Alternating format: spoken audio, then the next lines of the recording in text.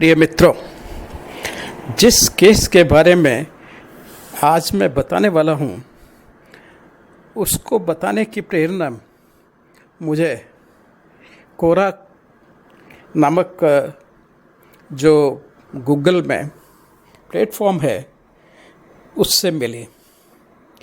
अचानक मैंने वो खोला तो उसमें किसी छात्र ने एक प्रश्न पूछ रखा था लोगों को कि टैगोर हॉस्टल MNNIT इलाहाबाद का उसमें रूम नंबर 81 जो है 81, वह किस बात के लिए जाना जाता है? क्या वहाँ कोई दुर्घटना हुई थी?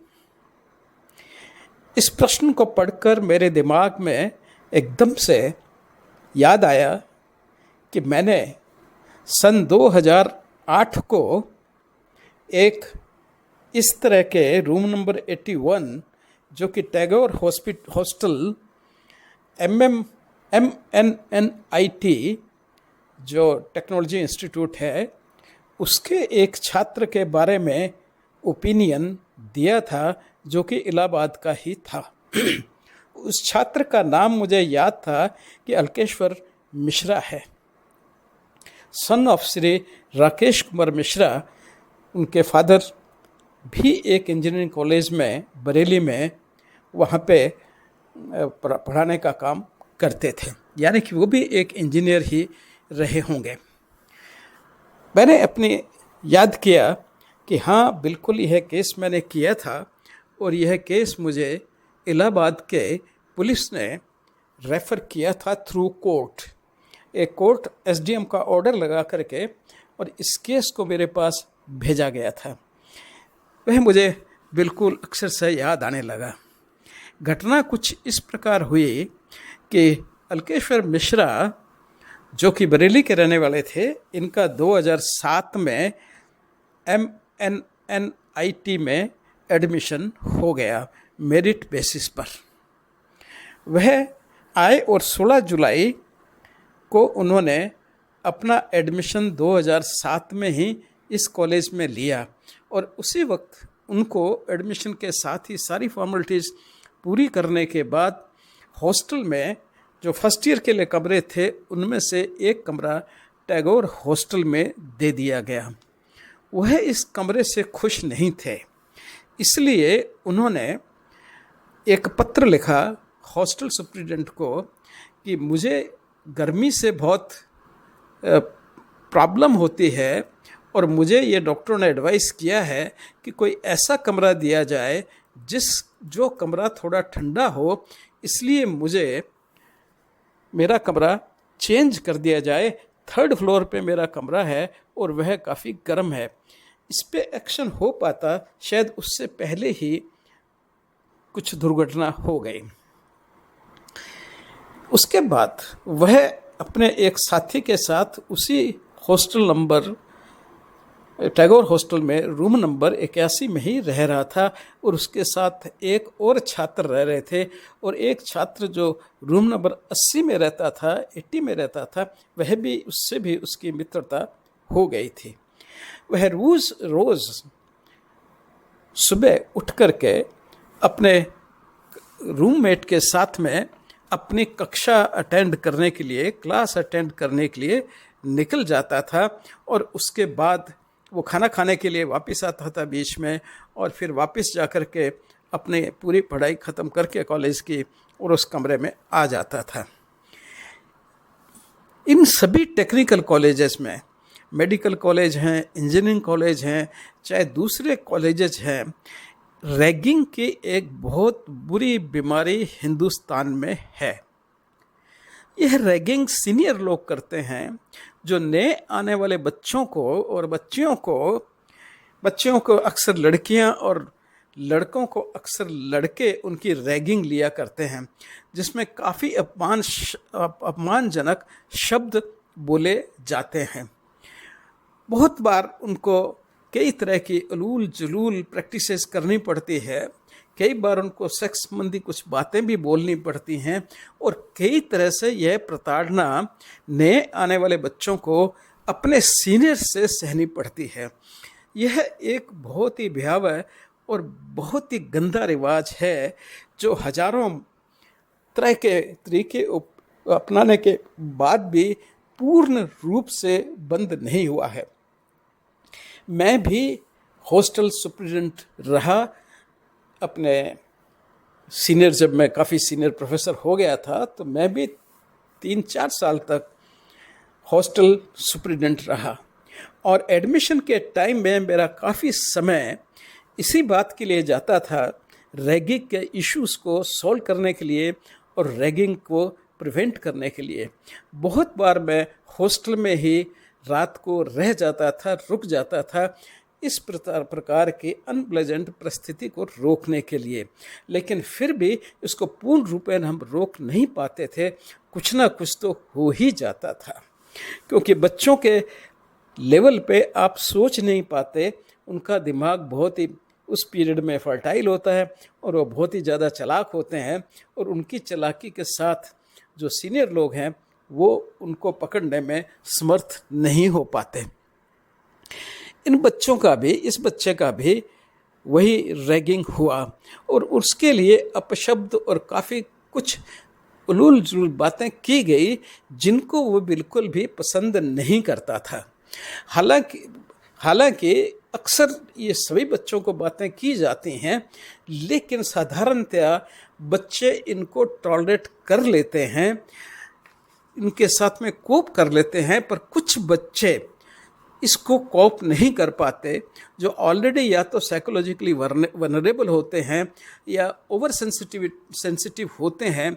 वह इस तरह के व्यवहार को किसी भी तरह टॉलरेट करने में असमर्थ होते हैं, और वो कई बार, जैसा कि इस केस में हुआ, वो इस सिचुएशंस को फेस नहीं कर पाते और बहुत ही एक्सट्रीम स्टेप उठा लेते हैं।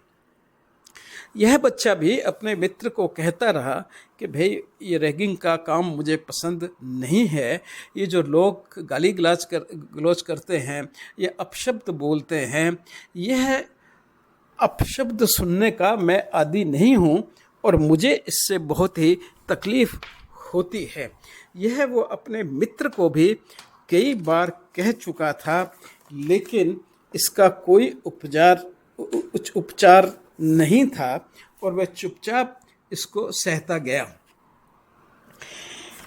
इसके बाद यह बच्चा स्कूल अपनी क्लास अटेंड करने के लिए अपने रूममेट के साथ में रोज़ जाता रहा।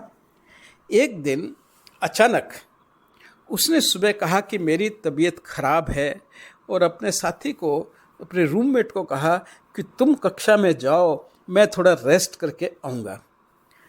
वह बच्चा चला गया और ये अल्केश्वर अपने ही रूम में रुका रहा।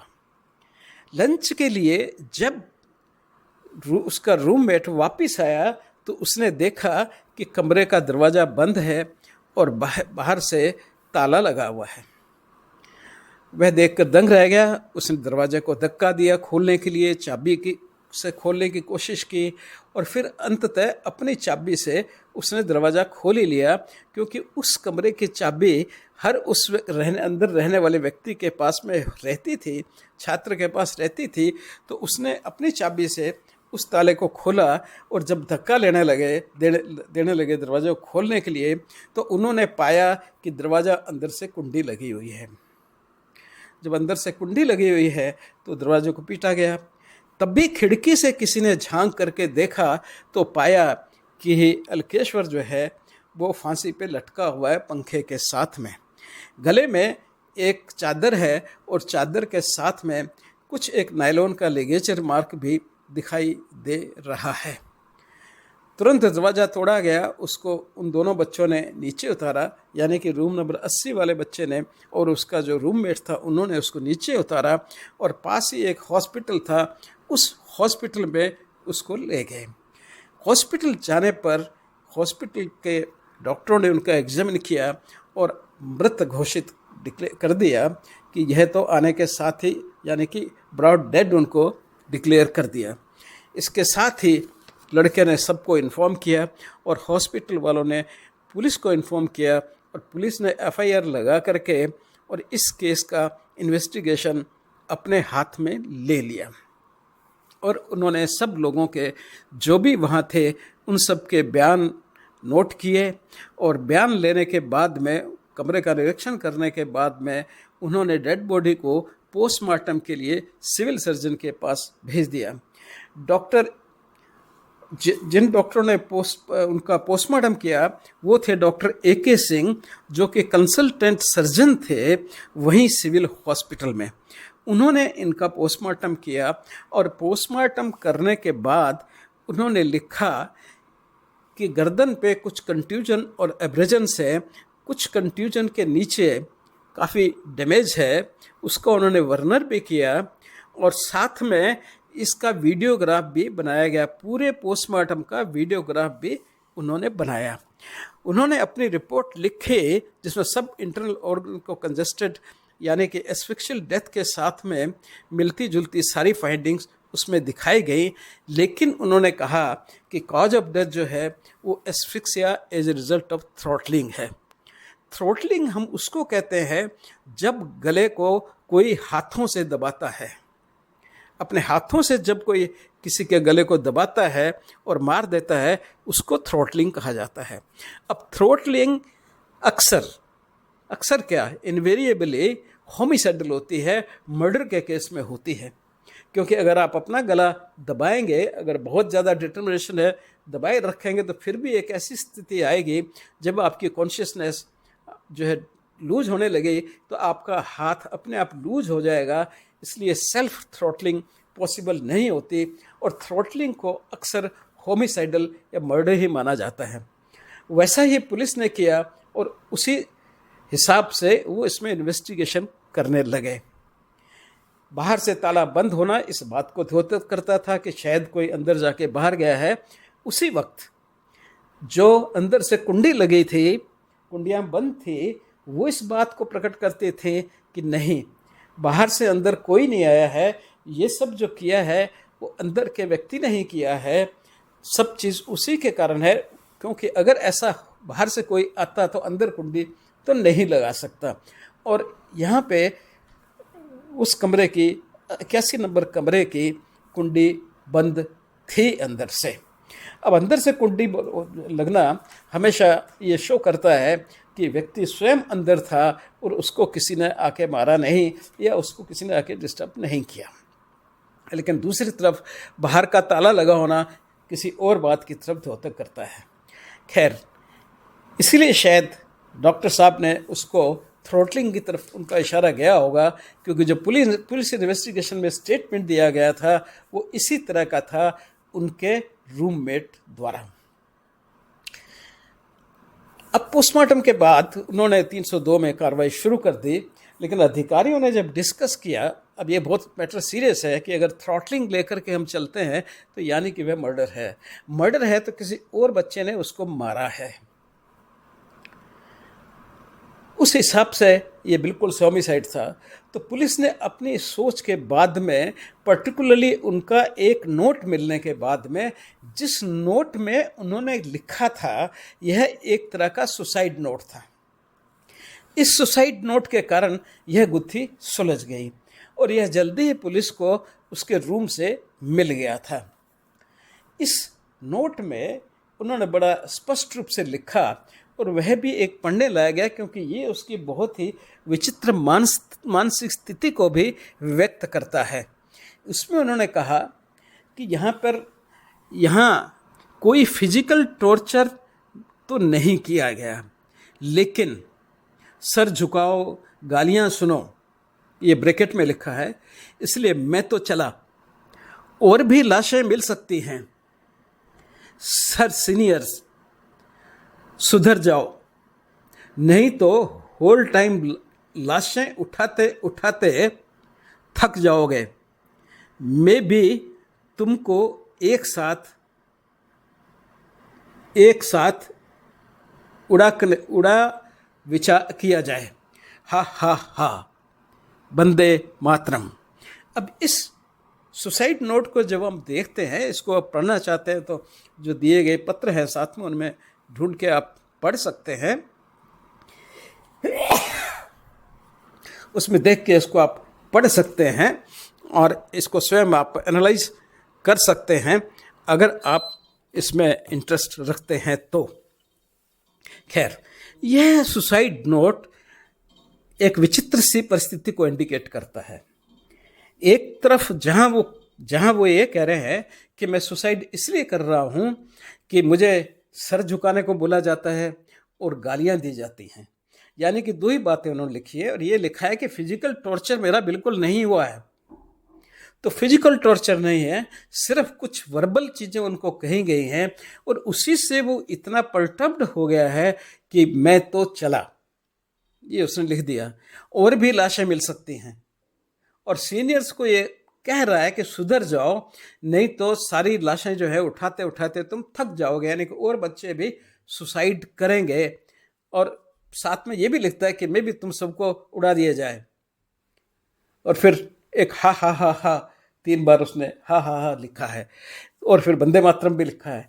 तो ये सारा एक्सप्रेशन उसका अपनी कंफ्यूज्ड मेंटल स्टेट को भी दर्शाता है कि कुछ किसी तरह का साइकोलॉजिकल प्रेशर उसके दिमाग में, जो एक उसकी मानसिक परिस्थिति को द्योतक है और ये कहता है कि यस, इंडिकेट करता है कि कुछ डिप्रेशन का इफेक्ट उस पर था। वो डिप्रेस्ड भी था, क्योंकि ये टिपिकल एक्सप्रेशन एक डिप्रेस्ड व्यक्ति में ही होते हैं, जहां वो किसी को अपनी मौत का जिम्मेदार भी नहीं ठहराना चाहता और एट द सेम टाइम किसी को माफ़ भी नहीं करना चाहता। वो एक रिवेंजफुल एटीट्यूड भी थोड़ा किसी के अगेंस्ट में रखता है। और तीसरा जो एक फैक्टर इसमें है, हा हा हा, यानी कि वो इसको मजाक में ले रहा है। एक एक्सप्रेशन बड़ा अनयूजुअल है और लास्ट में लिख रहा है वंदे मातरम। तो ये mixture of expressions, mixture of emotions show करता है कि एट वन टाइम उसको multiple emotions at A time उसके दिमाग में चल रहे हैं और जिनके कारण वो अत्यधिक कन्फ्यूज्ड और डिप्रेस्ड रहा होगा। इसीलिए उसने क्लास में जाने से मना किया। अन्यथा वर्बल कहने के कारण सुसाइड करना एक बहुत ही अत्यधिक मीन्स एक्सट्रीम जिसे कहते हैं वह कार्य है। अक्सर ऐसा लोग नहीं करते, और भी तो बच्चे हैं और बच्चे बहुत आते रहते हैं, लेकिन जो सेंसिटिव बच्चे होते हैं, जिनमें थोड़ा ऑलरेडी साइकोलॉजिकल प्रेशर है किसी और कारणों से, या कुछ साइकोलॉजिकल ऑलरेडी उनमें सिम्टम्स हैं किसी न किसी दशा के, चाहे वो पर्सनैलिटी डेविएशन हो या किसी डिप्रेशन हो या किसी और तरह की बीमारी के सिम्टम्स हो, वह अगर पहले ही प्रेजेंट होते हैं तो उनका एग्जैगरेशन पर्टिकुलर सिचुएशन में हो जाता है। खास करके ऐसे बच्चे जिन्होंने इस तरह का माहौल या एटमॉस्फेयर बिल्कुल भी लाइफ में फेस नहीं किया होता। इसलिए हम किसी भी तरह वही रैगिंग को जस्टिफाई नहीं कर सकते। रैगिंग गलत है, ये रुकनी चाहिए, हर हालत में रुकनी चाहिए। मैंने खुद अपने जीवन में, जब मैं हॉस्टल स्टूडेंट था, बहुत रातें हॉस्टल में गुजारी सिर्फ इस बात के लिए कि कोई इस तरह की घटना न हो। मुझे मालूम है कि इस तरह की बहुत घटनाएं होती हैं, क्योंकि जो बच्चे कंपटीशन से आते हैं उनका एक्सपोजर बाकी चीज़ों से बहुत कम होता है और वो उनकी नेचर बड़ी सेंसिटिव होती है और उस सेंसिटिव नेचर के कारण वो किसी भी तरह के कमेंट्स या भद्र व्यवहार के आदि नहीं होते। और अगर प्री एग्जिस्टिंग थोड़ा सा भी एलिमेंट है तो वह एग्जैगरेटेड हो जाता है। नाउ इस पोस्टमार्टम के बाद पुलिस ने एक मीटिंग की, तो उसमें उनको जब ये सुसाइड नोट मिला, इसका वहाँ पे एक बहुत ही प्रतिष्ठित आर.के. गुप्ता करके, डॉक्टर आर.के. गुप्ता करके एक हैंडराइटिंग एक्सपर्ट थे जो गवर्नमेंट से सर्टिफाइड थे, उनको ये दिया गया एग्जामिनेशन के लिए। और साथ में उनके जो आंसर बुक्स थी एग्जामिनेशन की वो निकाल के दी गई, जो एंट्रेंस एग्जामिनेशन के टाइम में उन्होंने एग्ज़ाम दिया था, उस बुक्स को निकलवा करके वो दी गई और उनकी हैंड राइटिंग को मैच करवाया गया। तो उन्होंने कहा कि साहब इस पत्र में और हैंड राइटिंग, ये भी जो उन्होंने अपने आंसर शीट्स हैं उनकी हैंड राइटिंग, और एक पत्र जो उन्होंने पहले लिखा था हॉस्टल सुपरिटेंडेंट को, मिस्टर एस एन पांडे को, जो उस वक्त हॉस्टल सुप्रिटेंडेंट थे या वार्डन इंचार्ज थे, उनको लिखा था कि मुझे इस कमरे में मैं अपने आप को ज़्यादा सुरक्षित नहीं महसूस कर रहा हूँ, क्योंकि मुझे थोड़ा कमरा ठंडा चाहिए। ऐसा मुझे डॉक्टरों ने भी बताया है कि आपको ठंडे कमरे की ज़रूरत है, शायद बरेली के में थोड़ी गर्मी कम पड़ती होगी। तो वो इतनी गर्मी से, पर्टिकुलरली जुलाई के महीने में बहुत ज़्यादा गर्मी होती है, तो वो नहीं था, क्योंकि ये हादसा हुआ है 25 जुलाई को। तो 25 जुलाई का पीरियड जो होता है काफ़ी गर्म होता है और ह्यूमिड होता है, जो कि प्लेन्स में बड़ा इतना ज़्यादा कंफर्टेबल आदमी फील नहीं करता, इसीलिए उन्होंने लिखा होगा। लेकिन उस पर एक्शन होता उससे पहले ही उन्होंने स्वयं जाने का, चलने का अपना निर्णय ले लिया और इस तरह से किया। अब प्रश्न आता है, उन्होंने डॉक्टर थ्रोटलिंग लिखा। अब थ्रोटलिंग का कि ये थ्रोटलिंग है कि नहीं, थ्रोटलिंग हो तो डेट्स मर्डर है, यानी किसी न किसी ने मारा है, तो मारने वाले लोगों को पकड़ो। तो उन्होंने एक बोर्ड बैठाया। ये बोर्ड जो है बहुत ही हाई पावर्ड बोर्ड था। इसके चेयरमैन थे प्रोफेसर US सिन्हा, जो कि वहीं पे MLN मेडिकल कॉलेज इलाहाबाद में ही काफ़ी सीनियर प्रोफेसर और हेड थे।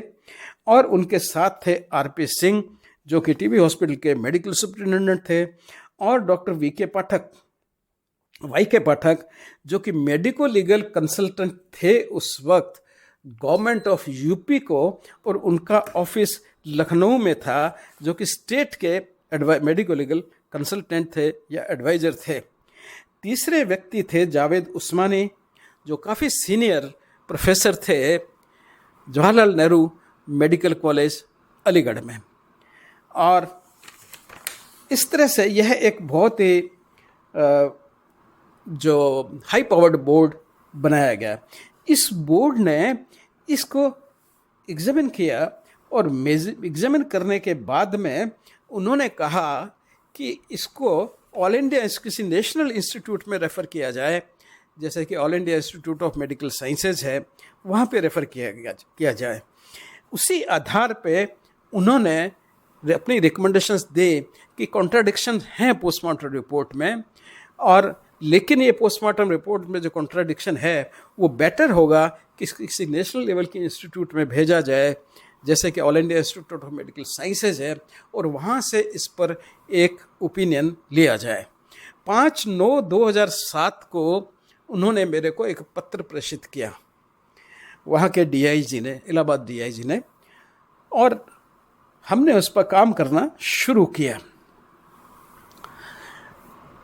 हमने संजीव और डॉक्टर DN भारद्वाज की, डॉक्टर संजीव जो कि आजकल मेडिकल सुप्रिटेंडेंट है all India institute of medical sciences के, प्रोफेसर हैं फॉरेंसिक मेडिसिन के, और डॉक्टर DN भारद्वाज जो भी आजकल प्रोफेसर हैं फॉरेंसिक मेडिसिन के एम्स में ही, उस वक्त मेरे साथ ये एज ए असिस्टेंट अटैच थे। तो इन दोनों को मैंने साथ लेकर के इस पोस्टमार्टम रिपोर्ट को देखा गया, एग्जामिन किया गया हर पॉइंट ऑफ व्यू से।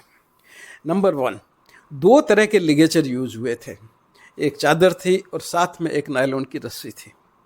नंबर 2, 2 तरह के लिगेचर मार्क्स थे, एक नेक के लेफ्ट साइड में और एक फ्रंट में, जिसको डॉक्टर्स ने अपना जिन्होंने पोस्टमार्टम किया है डॉक्टर AK सिंह ने एज ए एब्रेजन लिखा था। एब्रेजन तो वो हो ही जाते हैं, लेकिन वो डिफरेंट तरह का एब्रेजन होता है, इसको मैसरेशन एब्रेजन होता है। ये एब्रेजन मीन्स जब सुपरफिशियल ऑफ लेयर जो है स्किन के ऊपर 2 लेयर्स होती हैं, सुपरफिशियल एंड डीप लेयर्स, तो सुपरफिशियल लेयर जो स्किन की हैं वो जब मैसरेट हो जाती हैं तो वो भी एब्रेजन ही कहते हैं, उसकी डिसकंटिन्यूटी को एब्रेजन कहा जा सकता है। सो टेक्निकली वो रॉन्ग नहीं है, क्योंकि मैसरेशन भी एक डिसकंटिन्यूशन है या इरोजन है या डैमेज है टू द स्किन। तो वो थे, और वो इस तरह से दूरी पे इसलिए थे कि यहाँ पे, और थोड़ा सा गैप इसलिए था दोनों में कि यहाँ ये ध्यान रखने की बात है कि जो रस्सी थी उसके साथ में एक चादर भी थी। सो चादर के इंटरवेंशन से, यानी कि जहाँ पे चादर ने डायरेक्ट कांटेक्ट ऑफ वो जो नायलॉन की रस्सी है गले के साथ में, जिसको बीच में वो आ गई और डायरेक्ट कांटेक्ट नहीं होने दिया, वहाँ पे एब्रेजन नहीं बना, और जहाँ पे डायरेक्ट प्रेशर पास ऑन हो गया नेक को, वहाँ एब्रेजन आ गए। तो दो जगह पे, क्योंकि एक हमेशा एक पॉइंट ऑफ सस्पेंशन होता है और पॉइंट ऑफ सस्पेंशन की तरफ जाने वाली रोप जो है वो एलिवेटेड हो जाती है, वो अपर साइड में जाती है, क्योंकि जो जहाँ गांठ लगी होगी सारा प्रेशर वहाँ पे उसको झेलना होता है, तो दोनों की दूरी ऑब्लिकली ऊपर चली जाती हैं। और वही इस केस में था, लेफ़्ट से मिड लाइन के अंदर उस पर टच करती हुई, इसलिए वहाँ पे भी दूसरा एब्रेजन वहाँ पे हो गया।